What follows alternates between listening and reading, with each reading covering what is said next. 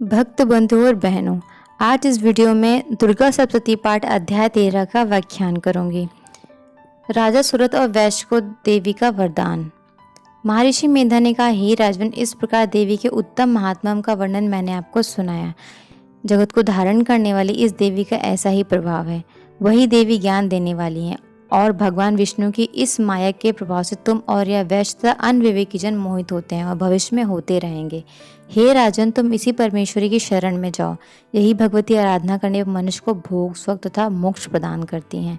मार्कंडेय जी ने कहा, महर्षि मेधा की यह बात सुनकर राजा सुरथ ने उस उग्र व्रत वाले ऋषि को प्रणाम किया और राज्य के छिन जाने के कारण उसके मन में अत्यंत गलानी हुई और वह राजा तथा वैश्य तपस्या के लिए वन में चले गए और नदी के तट पर आसन लगाकर भगवती देवी के दर्शन के लिए तपस्या करने लगे।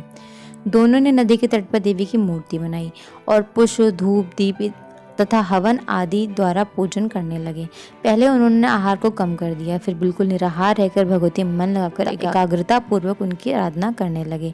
वह दोनों अपने शरीर के रक्त से देवी को बलि देते हुए 3 वर्ष तक लगातार भगवती की आराधना करते रहे। 3 वर्ष के पश्चात जगत का पालन करने वाली चंडिका ने उनको प्रत्यक्ष दर्शन देकर कहा, देवी बोली, हे राजन तथा अपने कुल को प्रसन्न करने वाले वैश्य, तुम जिस वर की इच्छा करते हो मुझसे मांगो, वह वर मैं तुमको दूंगी, क्योंकि मैं तुम पर अत्यंत प्रसन्न हूँ।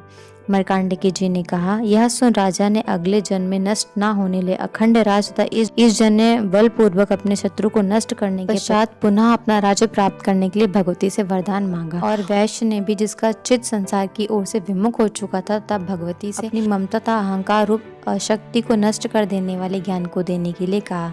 देवी ने कहा, हे राजन, तुम शीघ्र ही अपने शत्रु को मारकर पुनः अपना राज प्राप्त करोगे। तुम्हारा राज स्थिर रहने वाला होगा। फिर मृत्यु के पश्चात आप सूर्यदेव के अंश से जन्म लेकर शरणिके मनु के नाम से इस पृथ्वी को ख्याति को प्राप्त होगे। हे वैश्य कुल में श्रेष्ठ, जो आपने मुझसे वर मांगा मैं आपको देती हूँ। आपको मोक्ष के देने वाले ज्ञान की प्राप्ति होगी। मार्कंडेय जी कहते हैं, इस प्रकार उन दोनों को मनवांछित वर प्रदान कर उन दोनों की स्तुति सुनकर भगवती अंतर ध्यान हो गई और इस प्रकार से क्षत्रियों में श्रेष्ठ व राजा सुरथ भगवान सूर्यदेव से जन्म लेकर इस पृथ्वी पर शरणिके मनु के नाम से ख्याति को प्राप्त होंगे।